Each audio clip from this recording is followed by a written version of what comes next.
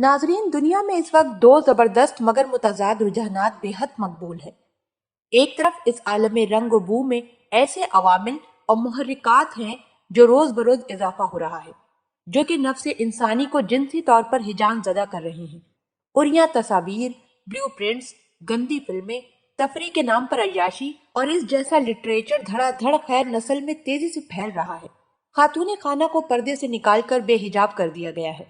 अब बिनते हवा उरिया रहने को तरक्की और जिद्दत पसंदी समझती हैं। इस उरियानी और फहाशी के दीगर असबाब के अलावा सबसे अहम असर ये है कि आदम के बेटे नफसानियत और हविस परस्ती के टीले बनते जा रहे हैं। शहवानियत का भूत उनके सरों पर चढ़कर नाच रहा है। उनके लिए सिर्फ एक शरीके हयात तक महदूद रहना नाकाफी हो चुका है। दूसरी तरफ शादी के मुकद्दस बंधन से तनफ्फुर बढ़ता जा रहा है।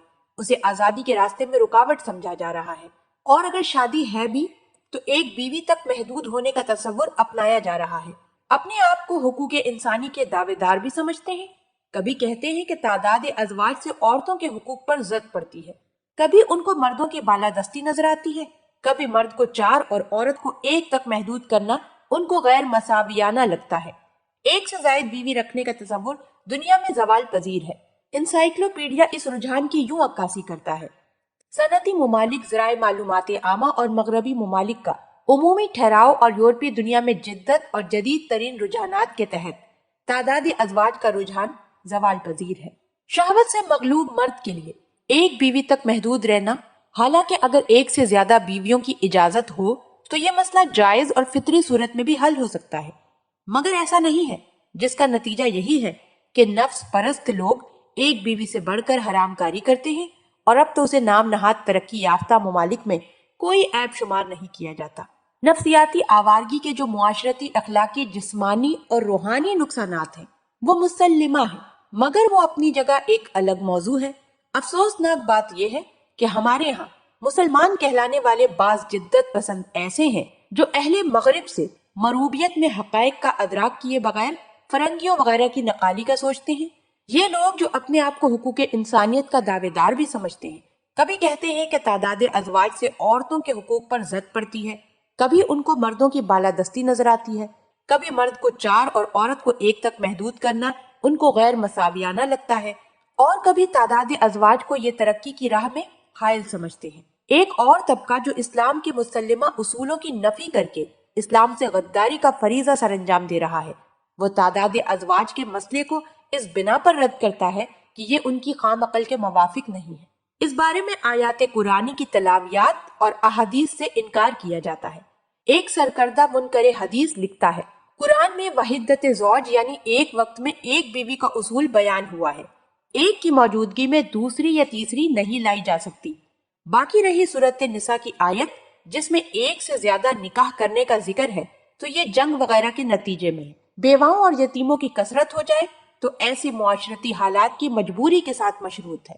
अलगर्ज इस मुसल्लिमा हकीकत का इनकार किया जाता है कि एक से ज्यादा बीवियां एक मर्द ना रखे, और इस मामले का मनफी अंदाज में ढिंडोरा पीटा जा रहा है, हालांकि ये महज खाम ख्याली है। हकीकत क्या है? सबसे पहले मैं ये वाजे कर दूं कि तादाद अजवाज का इनकार फकत दौरे हाजिर का एक फितना है, वरना खातिमुन नबीन की बासत से हजारों साल कबल भी अल्लाह पाक की तरफ से आदम की बेटियों को एक से ज्यादा शादियां करने की इजाजत थी। मुख्तलिफ जलीलुल कदर पैगंबरों और उम्मे साबिका के हालात का मुताला करने से मालूम होता है कि पहली उम्मतों और साबिका शराय में तादाद अजवाज की बाकायदा इजाजत थी और इस पर अमल भी था। सैयदना नूह अलैहिस्सलाम की शरीयत में मर्दों को एक से जायद निकाह की इजाजत थी। औलाद नूह में एक ऐसा शख्स था जिसकी बीवियों का जिक्र बाइबल में इस तरह से है, और वो 2 औरतें ब्याह लाया, एक का नाम अदा और दूसरी का नाम जिला था। याद रखिए कि बाइबल के गैर मुस्लिम अहले किताब के लिए सबसे मोतबर हवाला है। इनको अपना मौजूदा कानून इस तनाजुर में दोबारा देखना चाहिए।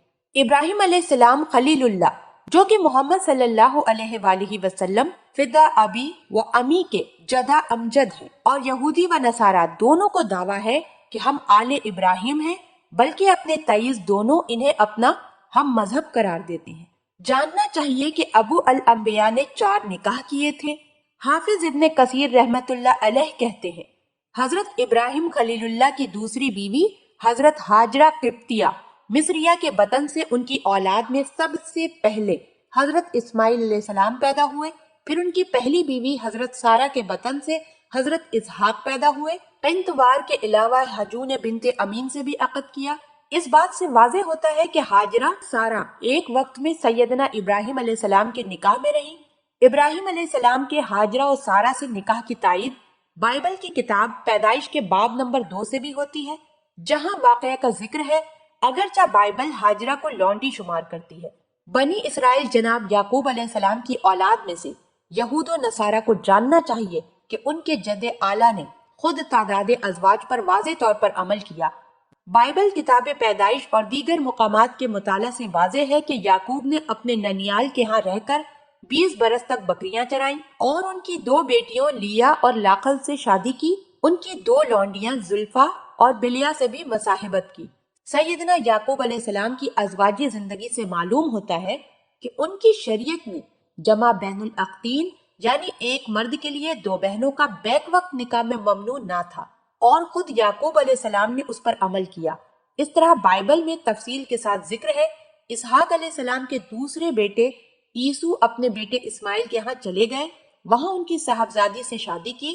اس کے علاوہ بھی کئی شادیاں کی، جن میں بیری حتہ کی بیٹی یہودت اور ایلون کی بیٹی بشات سے بیاہ کیا۔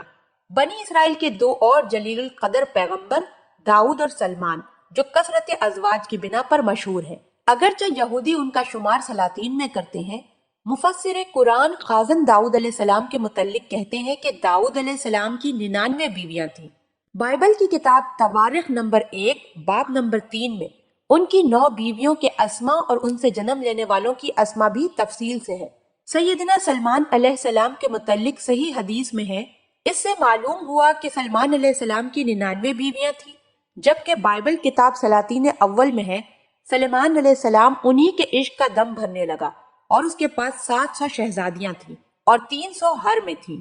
ان کے علاوہ سیدنا موسیٰ علیہ السلام بھی، جن کی شریعت کے اتباع کا دعویٰ یہود و نصارہ کرتے ہیں، بائبل میں ان کی 2 شادیوں کا واضح ذکر ہے، اور موسیٰ اس شخص کے ساتھ رہنے کو راضی ہو گیا، تب اس نے اپنی بیٹی صفورہ کو موسیٰ علیہ السلام کو بیاہ دی۔